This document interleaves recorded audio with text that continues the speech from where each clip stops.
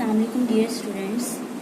Group theory का आज हमारा तीसरा लेक्चर है। इसमें हम एक ग्रुप की एग्जांपल्स के बारे में सीखेंगे। तो चलिए लेक्चर शुरू करते हैं। सबसे पहली जो एग्जांपल है हमारे पास, set of integers under addition. हम इसे प्रूफ करेंगे कि सेट ऑफ इंटीजर्स जो हमारे पास होते हैं वो ग्रुप होता है अंडर एडिशन। तो स्टूडेंट सबसे पहले हम यहाँ पे सेट ऑफ इंटीजर्स लिख लेते हैं ताकि समझने में आसानी हो कि सेट ऑफ इंटीजर्स हमारे पास कौन से होते हैं। 0 +- 1 +- 2 +- 3 एंड सो ऑन। ये हमारे पास है सेट ऑफ इंटीजर्स। स्टूडेंट्स हमने सीखा था कि कोई सेट कब ग्रुप होता है, उसके लिए 4 प्रॉपर्टीज़ कह लें, लॉ कह लें, एक्सियम्स कह लें, कुछ भी कह लें, वो हमने 4 प्रॉपर्टीज़ हमने पढ़ी थी ग्रुप होने के लिए। तो अब हम यहाँ पे उन्हीं 4 प्रॉपर्टीज़ को डिस्कस करेंगे, ठीक है। तो पहले नंबर पे हमारे पास होती है क्लोजर लॉ। Closure law. अब स्टूडेंट्स यहाँ पे तो देखें हमारे पास ये इनफाइनाइट नंबर्स हैं सेट ऑफ इंटीजर। कोई स्पेसिफाई नहीं है, कोई लिमिट नहीं है, ये इनफाइनाइट है, फाइनाइट नहीं है। तो हम एक एक करके तो कितने नंबर्स हैं हमारे पास हम सबका नहीं बता सकते। तो लिहाजा हम यहाँ पे इन जनरल ही बात करेंगे। जैसे हमने ग्रुप की डेफिनेशन में सीखा, तो हम यहाँ पे लिखेंगे for all A, B belong करता है सेट ऑफ इंटीजर्स में से, ठीक है। हमने इन जनरल बात करनी है। क्यों करनी है? क्योंकि हमारे पास सेट ऑफ इंटीजर इनफाइनाइट है, हम कोई से 2 नंबर लेकर नहीं बता सकते, ठीक है। इसलिए हम इन जनरल बात करेंगे। तो हमने पहले अपने ग्रुप की डेफिनेशन में क्या लिखा था? हमने लिखा था कि फॉर ऑल कोई से 2 एलिमेंट्स लिए जो कि ग्रुप में बिलोंग करते थे। अब हमने कहा है वो सेट ऑफ इंटीजर्स में से बिलोंग करते हैं, क्योंकि हमने प्रूफ सेट ऑफ इंटीजर्स को करना है। हमारे पास जो गिवन है वो सेट ऑफ इंटीजर्स है, तो इसलिए हमने कहा कि कोई से 2 एलिमेंट लिए A और B वो बिलोंग करते हैं सेट ऑफ इंटीजर्स में से, ठीक है। तो दिस इम्प्लाइज A + B करने से भी जो हमारे पास हासिल होगा वो भी सेट ऑफ इंटीजर्स में से होगा। हमने अब स्टैटिक नहीं यूज़ किया, क्योंकि हम बात कर रहे हैं set of integers under addition जो है वो ग्रुप होता है, तो इसलिए हमने एडिशन का साइन यूज़ किया, ठीक है। तो अब हम यहाँ पे रफ में देखते हैं कि देखें सेट ऑफ इंटीजर्स में से कोई से 2 नंबर्स ले लिए हमने 2 ले लिया प्लस का और -3 ले लेते हैं, ठीक है।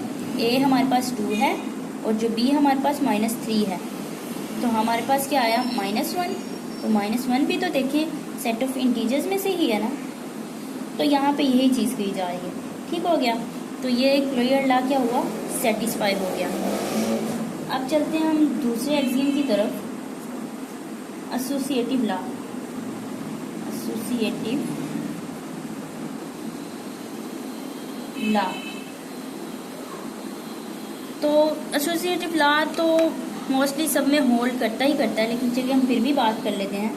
फॉर ऑल कोई से 3 नंबर्स ले लिए हमने, A, B, C बिलोंग करते हैं सेट ऑफ इंटीजर्स में से, तो this implies A + B + C करें इक्वल रहता है A + B + C के, ठीक है।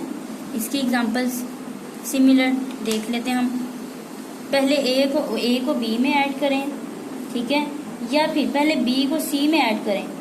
उनका जो आंसर आएगा बाद में A को ऐड कर लें, या A और B को ऐड करके बाद में C में ऐड कर लें, तो कोई फ़र्क नहीं पड़ेगा, ये हमारे पास इक्वल रहेंगे, ठीक है। हो गया हमारे पास एसोसिएटिव लॉ। अब हम देखते हैं बेसिकली जो हमारे पास होते हैं ना, एसोसिएटिव तो मोस्टली करता ही करता है होल्ड।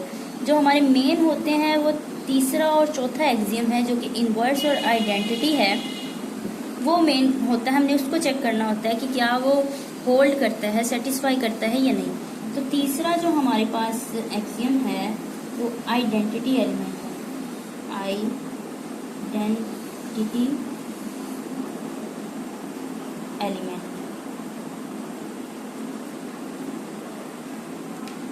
देयर एग्जिस्ट, आइडेंटिटी हमने देखना एग्जिस्ट करती है कि नहीं, ठीक है। There exist an element, identity. अब देखें एडिशन की बात हो रही है, ठीक है। तो अब हमने देखना है सेट ऑफ इंटीजर्स में जो एडिशन के लिहाज से आइडेंटिटी होती है, क्या वो एग्जिस्ट करती है। एडिशन की आइडेंटिटी क्या होती है, ज़ीरो होती है। मैंने आप लोगों को अपने पिछले लेक्चर में भी बताया, ठीक है। एडिशन के लिहाज से आइडेंटिटी ज़ीरो है, तो हमने देखा कि सेट ऑफ इंटीजर में ज़ीरो एग्जिस्ट कर रहा है, तो ठीक है। फिर हम यहाँ पे लिखेंगे there exist an element zero, जो कि आइडेंटिटी है, सच दैट, इस तरह से एग्जिस्ट करता है, a प्लस ज़ीरो करें या 0 प्लस a करें तो हमारे पास a ही आए। For all a belongs to set of integers, ठीक है। ये हमारी तीसरी प्रॉपर्टी हो गई। अब हम चलते हैं नंबर 4 पे। 4(1) हमारे पास है इनवर्स एलिमेंट।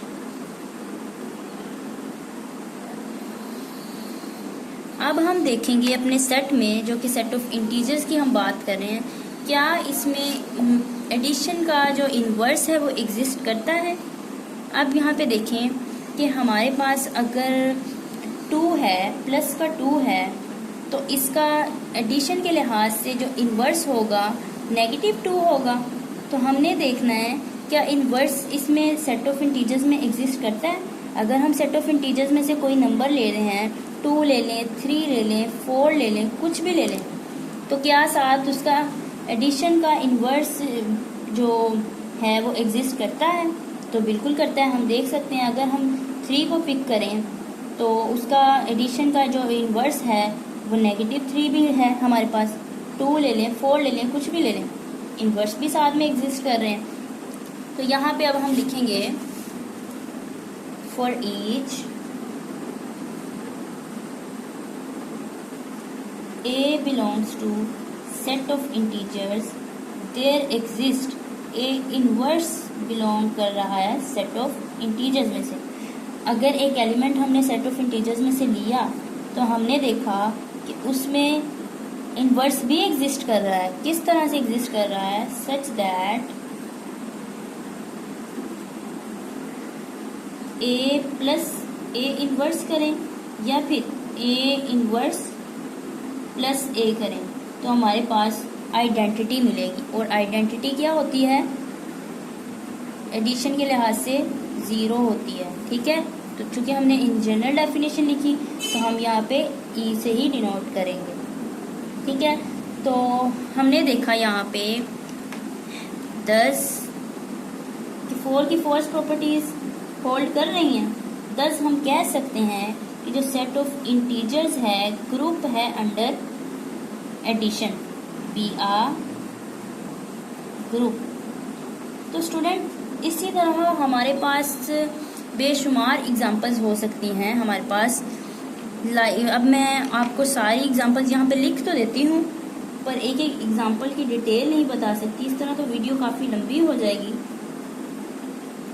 तो आप खुद ट्राई कीजिएगा, अगर नहीं समझ आती तो आप मुझसे कमेंट करके पूछ भी सकते हैं, मैं आपको इमीडिएटली उसका रिस्पॉन्स करूँगी, उस पर वीडियो बनाऊँगी। तो देखिए स्टूडेंट्स, इसके अलावा हमारे पास बहुत सी एग्जांपल्स हैं। सेट ऑफ रैशनल नंबर हैं हमारे पास अंडर एडिशन। अगर बात की जाए तो सेट ऑफ रैशनल नंबर हमारे पास ग्रुप होते हैं। फिर जो रियल नंबर्स होते हैं हमारे पास अंडर एडिशन, वो भी ग्रुप होता है। उसके अलावा कॉम्प्लेक्स नंबर जो हमारे पास होते हैं अंडर एडिशन, वो भी हमारे पास ग्रुप होता है। इसी तरह काफ़ी सारी सोचा जाए तो हमारे पास कोई सा भी सेट ले लें, उसको सोचें, इसी तरह 4 प्रॉपर्टीज़ उसकी जहन में लाएं कि क्या इसमें इन्वर्स है, क्या इसमें आइडेंटिटी है। तो इस तरह से हमारे पास बहुत सी एग्जांपल्स हो सकती हैं। तो स्टूडेंट्स, अच्छा एक और बात मैं आपको बताऊं अब चलें बात करते हैं। हमने तो ये बात की एडिशन के लिहाज से। अगर हम बात करें मल्टीप्लिकेशन के लिहाज से, हम मल्टीप्लिकेशन हमने क्यों नहीं की, मल्टीप्लिकेशन के लिहाज से भी तो हम देख सकते थे ना। तो मैं आपको इसका थोड़ा सा ओवरव्यू देती हूँ। अब अगर हम सोचें कि सेट ऑफ इंटीजर्स क्या मल्टीप्लिकेशन के लिहाज से ग्रुप है या नहीं है, तो देखें क्लोजर लॉ तो सेटिस्फाई होगा, एसोसिएटिव भी होगा, आइडेंटिटी भी होगा। लेकिन अगर हम इनवर्स की बात करें, set of integers under multiplication अगर हम इनवर्स की बात करें, तो हमें पता है इनवर्स तो इसमें है ही नहीं। अगर सेट ऑफ इंटीजर्स में से 2 हम लेते हैं, हमें पता है 2 सेट ऑफ इंटीजर्स में होता है, तो अगर इस 2 का मल्टीप्लिकेटिव इनवर्स क्या होता है 1/2, तो 1/2 तो सेट ऑफ इंटीजर्स में नहीं होता। तो ये जो फोर्थ प्रॉपर्टी हुई सेटिस्फाई नहीं हुई। इसका मतलब हुआ जो हमारे पास सेट ऑफ इंटीजर्स होते हैं अंडर मल्टीप्लिकेशन ग्रुप नहीं होते, अंडर एडिशन ही ग्रुप होते हैं। तो स्टूडेंट्स ये था आज का हमारा लेक्चर। तो इंशाल्लाह मिलते हैं अपनी नेक्स्ट वीडियो के साथ।